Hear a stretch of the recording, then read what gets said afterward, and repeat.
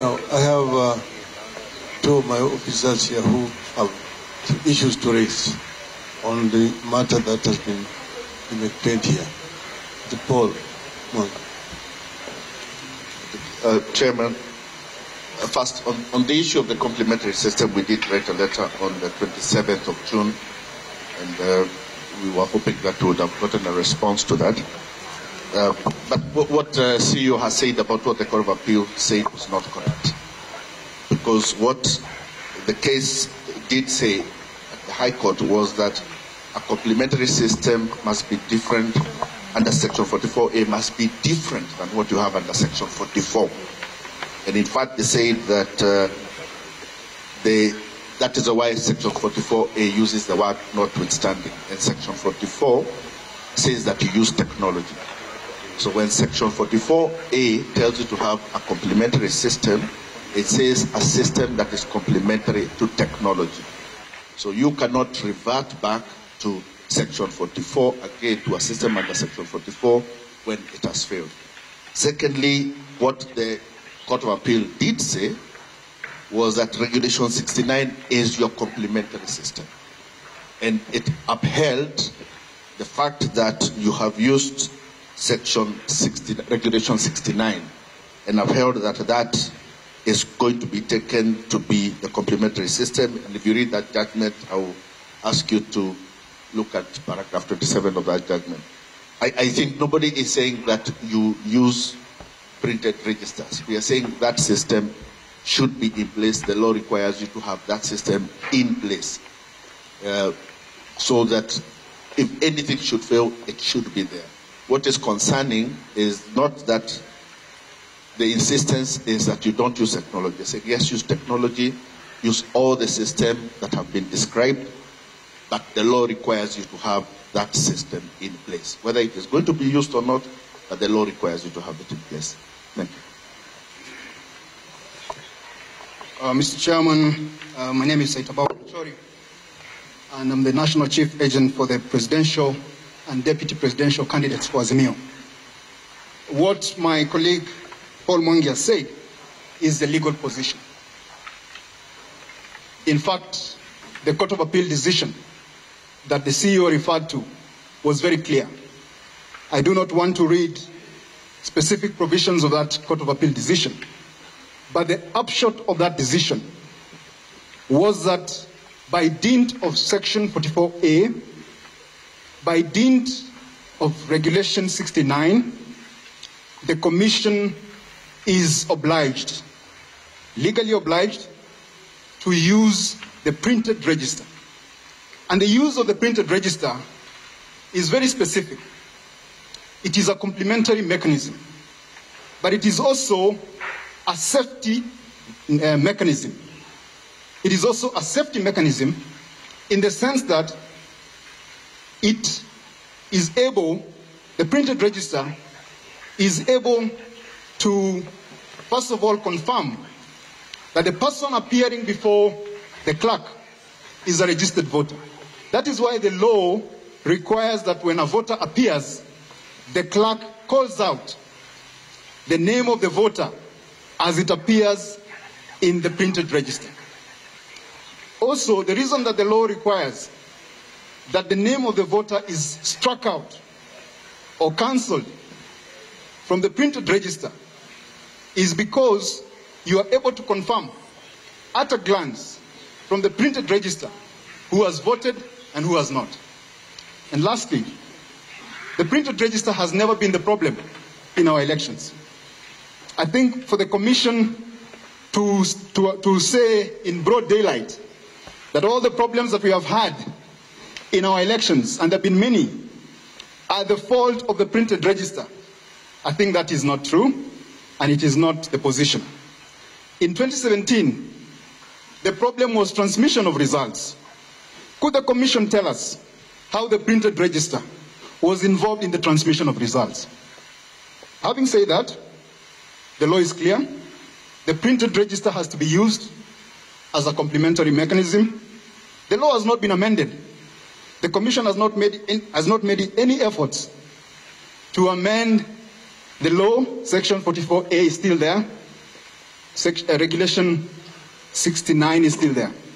And so it is our position that for elections to be free and fair, the law has to be upheld to the letter. We are concerned that if the law is not upheld, then anyone can go to court.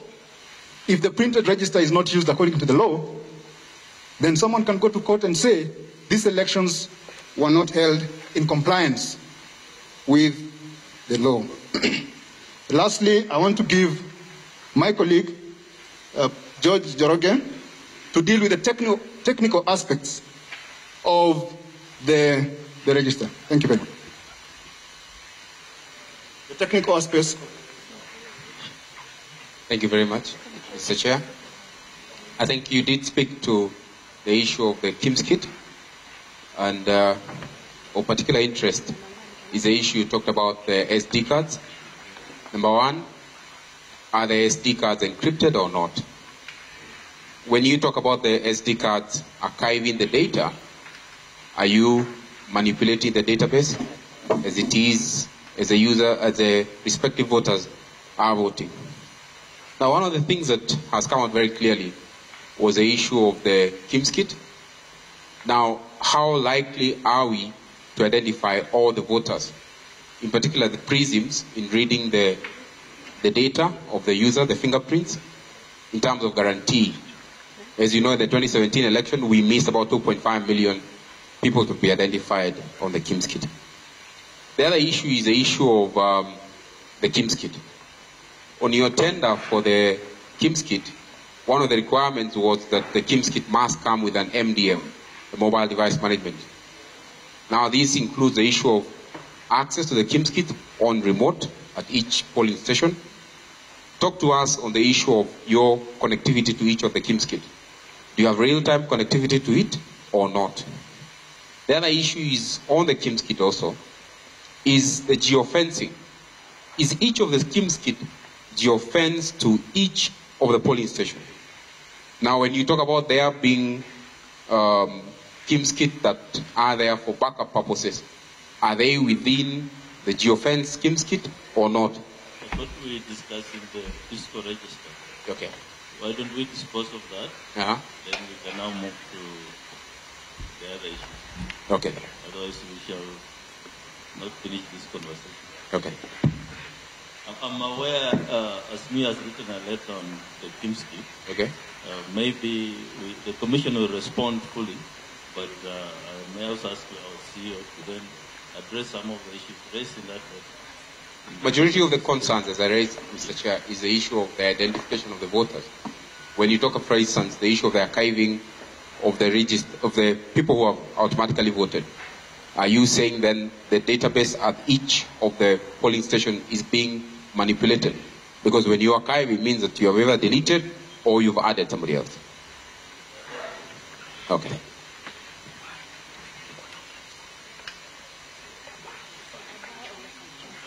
We have another team. Let's take UDA. Then we go to Agano. Then we come to Roots. You like to say anything? No. So UDA then Agano on the issue. Thank you, Chair. Thank you, Chair and Presidential Returning Officer. And as I said earlier, Josephat Nanok is my name. I am the chief agent for UDA Kenya Kwanza presidential candidate, who is not here with us with his running mate because of a schedule he had done earlier. Remember very well your letter yesterday changing the timing from the afternoon to morning. It was received by us very late, and we even wrote to you to reschedule the time. But I think in the absence of a response from you, we were forced to come and represent him. But he may catch us with us. There was no afternoon session. The letter of invite talked of 9 a.m., so there was no afternoon session. But okay, you'll be joining us if we're continuing. We've listened to your presentation. We've been discussing internally with the running mate, the candidate and the running mate on the issue of the register. And we think that there is a very strong case to maintain the electronic register as the Commission has suggested, because our bigger interest is the credibility and transparency of this election. And I think that is very critical. You have given us an assurance that you have sufficient KIMS kits, and in fact, even an extra 6 which are a backup. We think this is fair. I don't know what the discussion around the printed register is all about. If the electronic one can be able to provide the transparency required and be able to be accessed by all voters, except in the stations which the Commission informed us, 1,111 polling stations with no 3G, I think we would like to know the assurance that this will be done in these stations, but also in the event of technology failure, how are you going to be addressing this? Because that immediately creates concerns if this matter isn't addressed. And then we also noted that you've recently gazetted the registered voters per ward. We are yet to see the gazetted register per polling station, so that we be contented with the numbers of voters you'll be registering per polling station in the various KIMS kits. Thank you. Yes, you want to add? Yes, I would want to add something towards my colleagues' presentations regarding KIMS kit or the use of the physical register. It is true that the physical register does open opportunities for people to walk in, pretend they are being verified from the physical register when they have not been identified through the KIMS kit, and as a result of which you could have many unregistered voters entering, or voters not registered in specific polling centers, entering into the stations, accessing ballot papers, and voting by avoiding or circumventing the KIMS kit. Notably, the electronic identification of voters is the primary mode of identification. We should now not create a system that gives us a circumvent of that identification system. It will be very sad if we drive Kenya back to the place where we started many years ago, where identification was only being done through the physical register. So from my end, I would be more interested in knowing what is loaded in the KIMS kit. What register is loaded in the KIMS kit? Because even if you printed that register and what is in the KIMS kit is what is in the physical register, nobody then needs to worry. The good thing about the KIMS kit, it has digital footprints. It can actually say we have 20 people who walked into this station, and as opposed to the physical register, if 30 people walked in, you're not able to verify using their identification, their biometrics. You're not able to say using biometrics that a real human being walked in, or that human being was only given one vote. One man, one vote, one woman, one vote. The physical register would open opportunities for one person walking in, purporting that the KIMS kit has not identified them, purporting to use the physical register, and thereby allowing even one voter to vote 5 times within a station. So for me, I think it is important we keep to the KIMS kit. It has a complementary method, and it is preloaded. In fact, what I think IEBC should be doing right now is opening the system of what you are loading into the KIMS kit. The political parties would want to know, are you loading the correct registers into the KIMS kit? Where is the audit report by KPMG? How many voters had been transferred to wrong polling stations? Have they been restored back to their polling centers?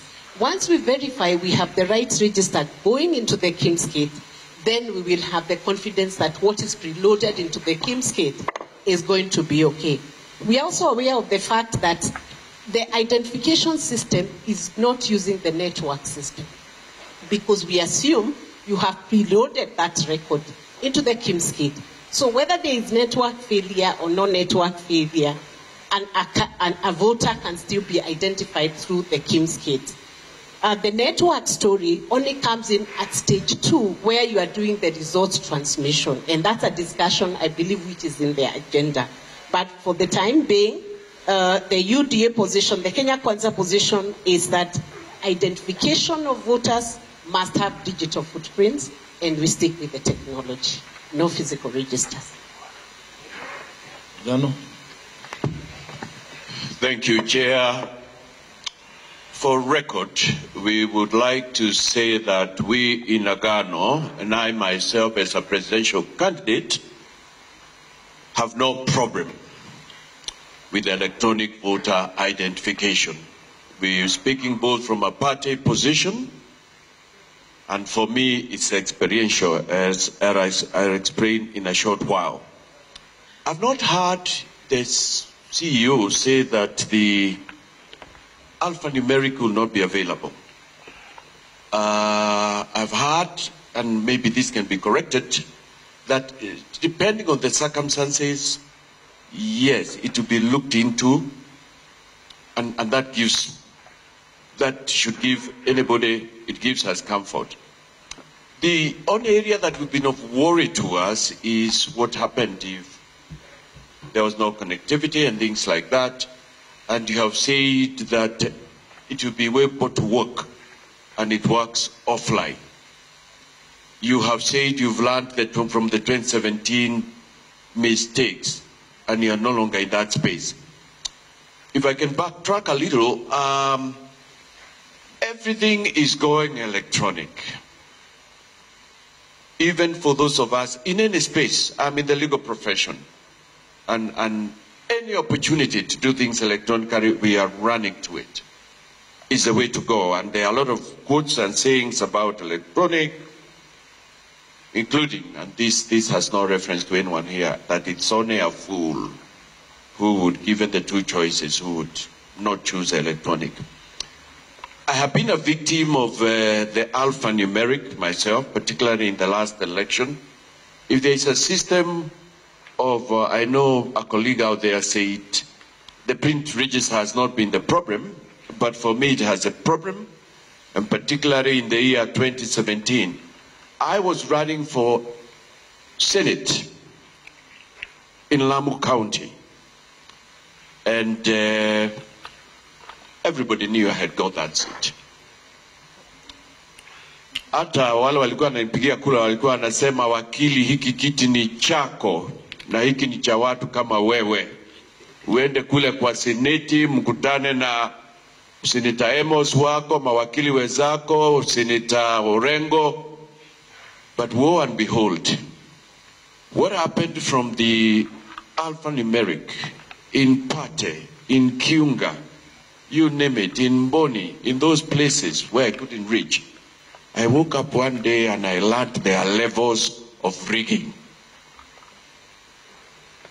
Finally, but though there were also additional measures, like what has been referred as uchaguzi wa vifaranga, you know, where a senator who has a knack of fighting every woman who crosses his way got in instead of me. Finally, also I know that worked, but I'm saying if there is anything that cannot be abused. And this also has to do with identification cards. And one of my colleagues here, we would just say a very quick vote. I think for us, we are saying, even the court is changing its own position. I must acknowledge, learned friend, Paul, I have not looked at the authority. You could have looked in between the lines. But I sense in another election, if there are holdings as to what you said, I don't think next time the court would hold what it has held in respect of it would uphold the rules you have referred to and sections as being sections that should bind the fact that the world is going electronic. So for us, and for me, I want to say to you, this is the way things are going. No judge, no court in my respective submission, living in my generation, would not consider what an old English judge said, consider the circumstances, the political and the social, economic times of what we are living in, and come to a ruling that all things put on the level plane, we'll make a ruling on the basis of electronic. It's a way to go. It will be easier. It's more verifiable. But let my colleague mention here another experience, and then we can move on to somebody else. Jane, please, if you may. Okay, thank you so much. My name is Jane Mudiga. I'm the organizing secretary for Agano. In the past, you've had cases whereby desperate candidates would go to the ground and maybe buy ID cards from some youth or the like, or sometimes you may have a voter who have lost an ID just a few days, a few weeks or something before the day of voting. So the CEO, maybe I would want some clarification on this, that when you talk about the use of electronic system, first preference, and in this preference, actually, the most important part is identification through the fingerprint. The fingerprint. That means that the first option is using the fingertips, and then the second option would be the biometric. Would only go for complementary, where you need to produce the ID as the very last resort. So that means that you are assuring Kenyans that we could actually vote. You don't have to really, miss voting just because you don't have an ID. It's a clarification I want to get. Thank you. I think a number of issues have been raised. Marjan and Professor, would you want to address some areas around possible manipulation of the register and the KIMS when you archive the data and other areas? They could take up the issue of whether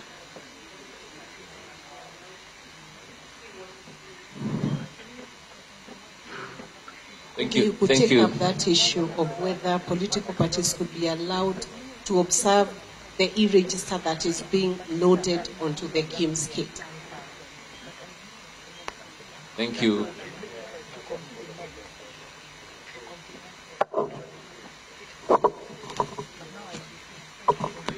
Maybe as you respond, you might want also to comment to the fact that there is an interim order against a commission that requires you to have the registers. And your lawyers came to court and said that the registers are ready and that they are there.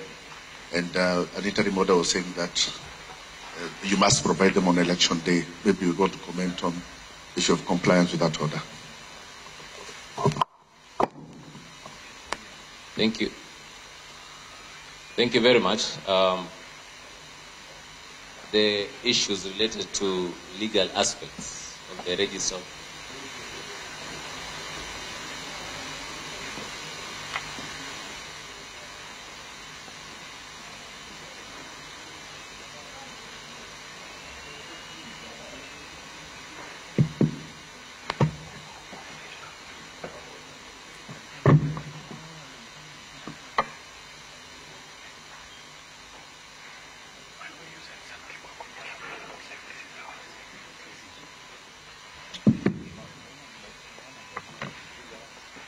Thank you very much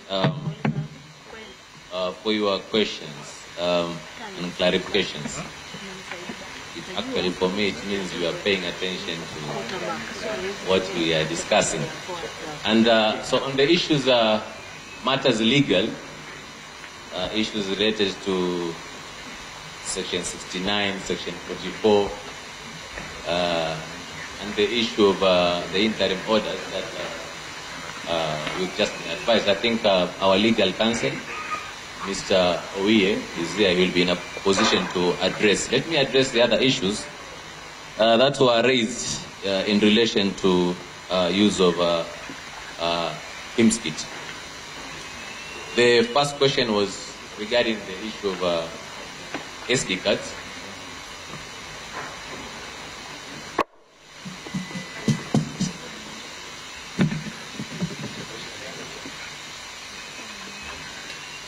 So the first question was on the issue of SD cards and whether the SD cards are actually encrypted or not. My answer to that question is yes. The SD card is the information that resides in the SD card is encrypted, and therefore if the SD card is going to be lost, nobody can be able to access that information unless you have the decryption key. So then the information actually inside the SD card is actually secure.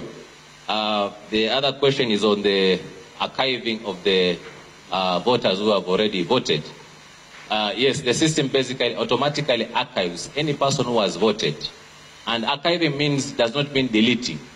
Archiving means that you are marked that you have already voted. And therefore this information, if we are even to avail it in the future, we can even tell you who has voted. The only thing we cannot be able to tell you who he has voted for who.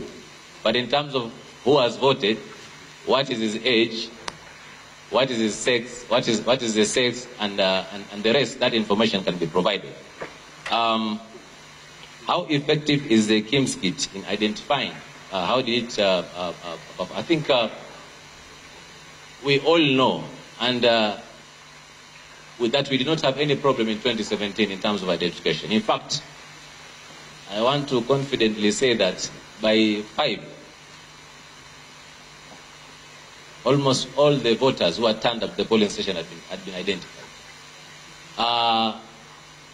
Maybe at that particular time we were also using a combination of the KIMS kit and the physical register, but in terms of identification it worked very, very effectively. We never had any challenges, and in fact you alluded to the fact that the problem is not even identification here. The problem is results transmission. That is what you said. So therefore we did not have any challenge in as far as identification is basically concerned. Then the other issue was in the tender document, it was indicated that the technology will come with a mobile device management system. So is that mobile device management system there? My answer to that is yes. The mobile device management system is there, and you can be able to use it to poll all the devices that have actually been deployed for the purpose of this election. And we are ready to provide you with all the information regarding the kits that are going to be deployed. And therefore you'll know which kits have actually been used for the purpose of identification. And not just identification, but also later on they are going to be used for the purpose of results transmission. Then the other issue is regarding, are they going to also be real-time? There's going to be real-time connectivity or not? I wanted to restate the fact that I said that for the purpose of identification, the KIMS kit is going to work offline. But remember, the KIMS kit also has got 2 SIM cards. The primary SIM card and the secondary SIM card, which is basically the backup. This KIMS kit, in order for the MDM to poll them, they must also be accessible to the device. And therefore, the MDM will be able to poll using the connectivity. And therefore, you are able now to poll and say, this device is actually working, it's actually at this particular place. And therefore, the KIMS kit, and I also stated before that the KIMS kit will be used to transmit the turnout at a specific time. It cannot transmit when it's not connected. So it's going to be connected so that you can be able to poll and that you can be able to send some information regarding turnout. But in as far as identification is concerned, the KIMS kit is going to be used offline. Now there's a second question that basically followed that. Is the KIMS kit geo-fenced? And the other backup kits, are they geo-fenced? My answer to it is yes. Because at the opening of the polling station, whereby the information in the KIMS kit is going to be for a given sector beyond the polling station. At the opening of the polling station, you use a QR code to lock the polling station to the 700 voters who are actually in that polling station. And therefore, the information that is going to be used for the purpose of identification is going to be the 700 maximum, or the 200, or the 19, whoever has actually been is in that polling station. So the KIMS kit is going to lock itself. It is going to lock itself to the 700 voters for that specific polling station. And therefore, all identification will be going through the 700 or the number of registered voters in that polling station. So that is how the KIMS kit is going to work. I think there was the issue of and also the backup kits. The backup kits also, you also asked whether they're also going to be geofenced. My answer to is yes. Before you use them, still, when you bring the backup kit and you insert the SD card, the SD card, you still also need to use the QR code to lock yourself to the same 700 voters. So you are not going to go away from that. You are going to use the 700 voters in that specific polling station. In terms of a gazetted registered polling station, I think at some opportune time the Commission is going to gazette the number of voters in each and every polling station. That is going to be done. IBC, can IBC demonstrate what is being populated in the SD cards? I think this is something that the Commission can be able to deliberate upon and provide its direction on the same. But personally, as a person, I have no problem. I have no problem in stakeholders going to observe what is actually being done. Like I said, we have got a factory specifically for producing the KIMS kit. Even as we speak, there are people who are working there. We have not reached that stage of populating information into the duplicating the SD card. But if that is requested, I'm sure the Commission actually, they are hearing and they can be able to provide direction with regard to that. I also wanted to, there was a question for me just to provide assurance that that everybody is going to vote if we are going to use this method. Yes, everybody is going to vote. Who is a legitimate voter is going to vote if we use the KIMS kit. So as long as you come with your identification documents and you present yourself there, because that is the only way we can be able to positively identify you. Like I said before, the default method is to use your biometrics, your fingerprints. But if it fails, you will still give us your identification document. We will take it, enter your ID number or your passport number into the KIMS kit, and it will retrieve your information. Once this information is retrieved, you can be able to see who is there. Remember also, there are people who don't have fingers. They don't have hands. So does it mean that they are not going to vote? They are going to vote because we are going to use that method to identify them. And once we identify, we can be able to see them. The picture is actually there, and therefore they will be allowed. To vote. There was the issue of where there is no connectivity. What happens? I think we are going to talk about that in terms of results. But I wanted to let this meeting know that as a commission, we are not saying that the physical register should not be used.